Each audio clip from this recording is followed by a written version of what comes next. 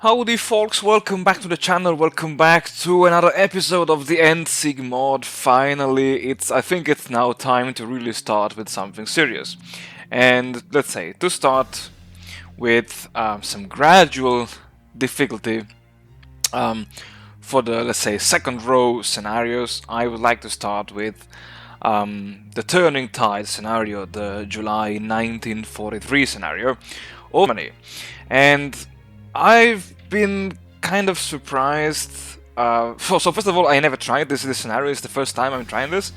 And when looking at the order of battles, I was like, I feel that the Soviet order of battle is missing something. And so before going into the game, I would just like to briefly show you what I did, because I always feel unsatisfied when I have to script this historically correct, I would say, order of battles. And so I basically gave the Soviets a few more independent tank brigades, a few more two mechanized brigades. I think they are around here. I lost track of them. Yeah, I think, yeah, one is this one and the other one is this one, exactly, the 46th and 47th mechanized brigades. And I provided the Soviets with a massive change in the divisional templates. So I left the rifle division like this. I just added the field hospital. I divided the mechanized into mechanized division, which has a 24 combat width, and only 2 of these divisions are existing, so these are the brigades. And then I generated the mechanized corps. Sorry, I was drinking. The mechanized corps, and 16 of them. And yeah, this is a massive 30 combat width division with an incredible soft attack, incredible organization, 2000 of defense. Oh my god, if the AI, oh Jesus. And I gave them the support artillery, support rocket artillery, and the support anti-tank units. I did also a few changes in the tank corps. I divided the tank corps, the light tank brigade, and the tank brigade. So the tank corps is again a massive 30 combat width unit, massive soft attack, slightly weaker organization. It has 3 light tank battalions, 3 medium tank battalions, 8 motorized infantry battalions, and 1 battalion of armored cars. The light tank brigade has 4 light, 2 medium tank battalions, and 4 motorized, always 20 combat width, while the tank brigade has the opposite. It has 4 medium and 2 light tank battalions. It looks ugly like this, but yeah, it's okay. It's part of the AI. And I also added the Morskaya Brigada, the naval infantry brigades, and I've added, I think, 2 here in the Oranienburg pocket, and yeah, 2 down here in the Caucasus. Now, if we just look at, oh, I forgot, I also added here some extra fancy fast troops and a few troops here and there, as you can see, here, and yeah, here behind the front line here, and yeah. Okay, so now if we just have a look at the number of battalions, wow, now the Soviets are fielding 614 divisions for a total of 10,141 battalions.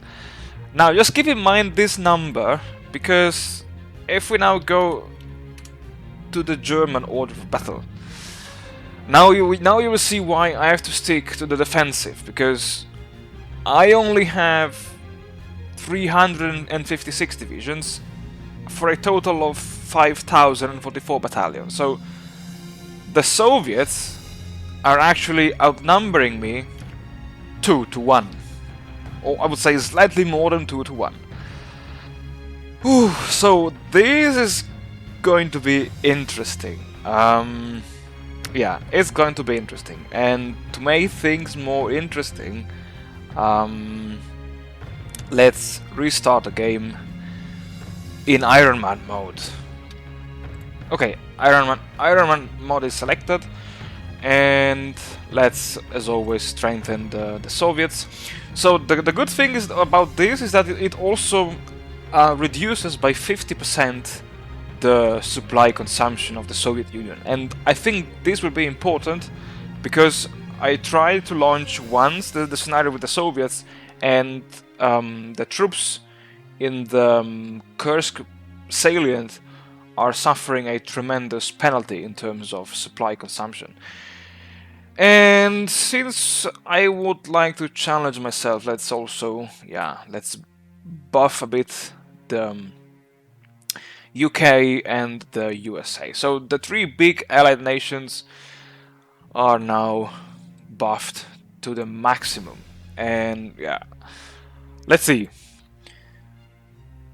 Turning the tide again.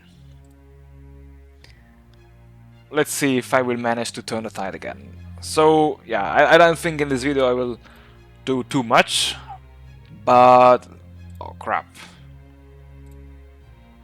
Alright, I think I was too fast. Okay, so better game speed for sure. Change the difficulty. I don't know if I should go with for Sparta now. This minus 20% division attack is hurting me.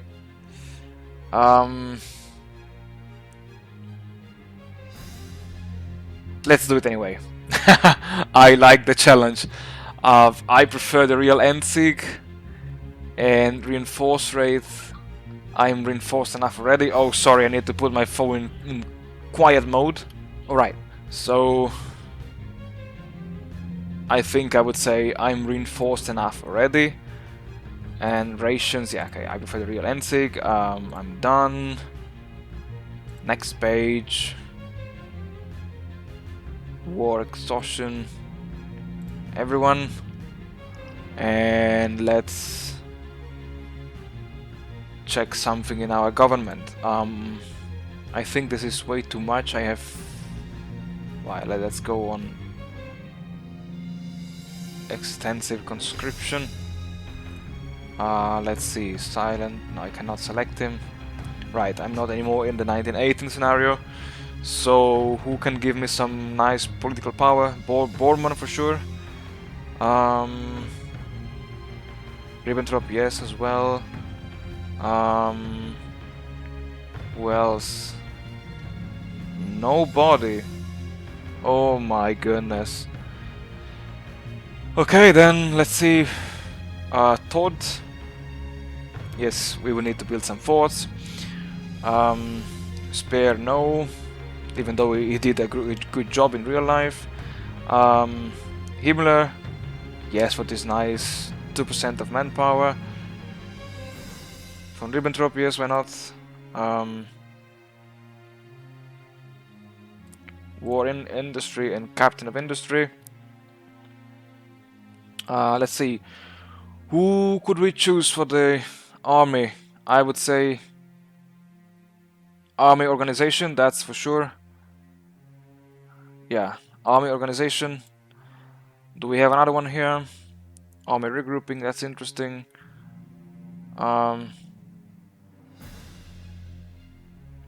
Schörner, yeah, it's interesting also. Yeah, von Rüstad. Who else then? Close air support. Sperler, yeah. Ah, damn, I should have chosen Schörner. Ah, god damn it, I don't have enough political power now. Anyway. Which focus should I do now? Oh god, I never... Befriend Turkey? Yeah, why not? Let's try to... that would be actually interesting, you know, to try to pull Turkey in the Axis so that we could open a second front down here in the Caucasus. Alright then, it's time, I think, yeah, to start the opening moves of the 1943 scenario. So, as an opening move, I decided to start with some technologies, and as always, I decided to focus mostly, if not exclusively, on infantry and land doctrines. Construction-wise, I decided to expand a lot my synthetic rubber refineries, as well as to improve the infrastructures in all over Germany to just maximize the resource output. And then, as you can see from the very fast forward mode, I did invest quite some time in reorganizing my armies, and the goal, as I like to play by following the game rules, was to have as many 24 large 24 divisions based armies with which to basically maximize the number of units in each army, basically.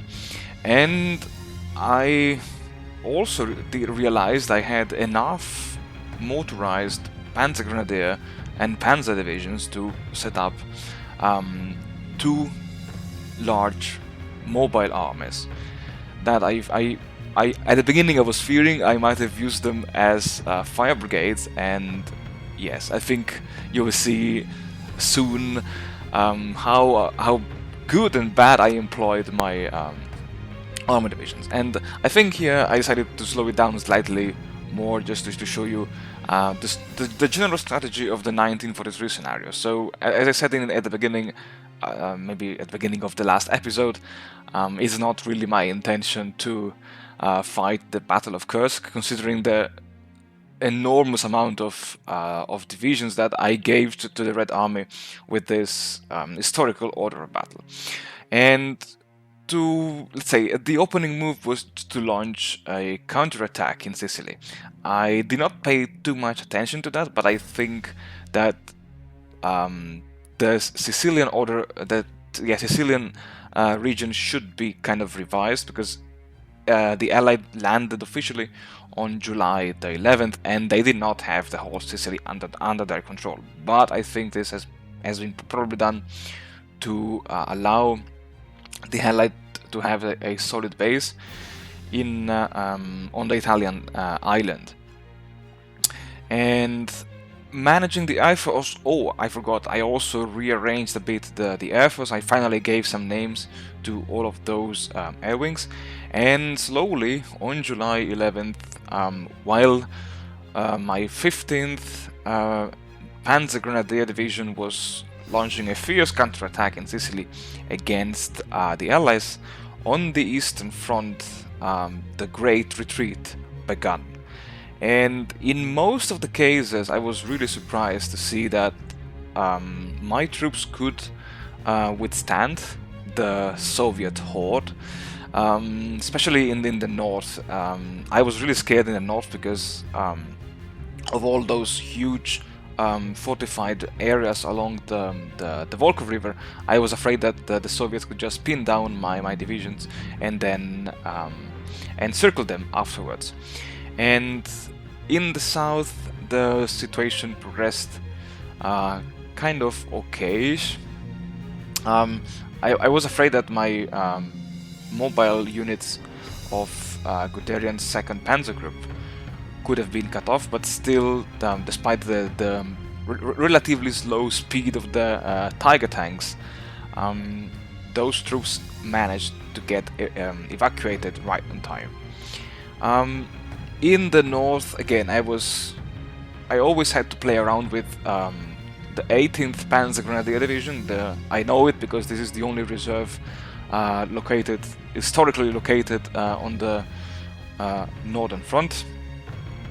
With the 18th Panzergrenadier Division, I had to play around to make sure that at least one tile was still open to allow my troops to retreat. Good news came immediately from I would say, the Sicilian front, where my two Panzergrenadier and Panzer Division, I think was the Hermann Göring Fallschirm Panzer Division, they broke through the enemy lines. And with that, I began a kind of a pocket maneuver to basically surround the Allies from the south and then strike at the the port here. It says as it's the capital, at the port of Palermo. And since I was also there, I decided to bring in some fighter and tactical bomber planes. And I don't know if I will show it here, but I was really surprised to see that at some point the Allied just redeployed all of the air force elsewhere. At some point I found like 3,000 enemy bombers pounding Yugoslavia and none in Italy.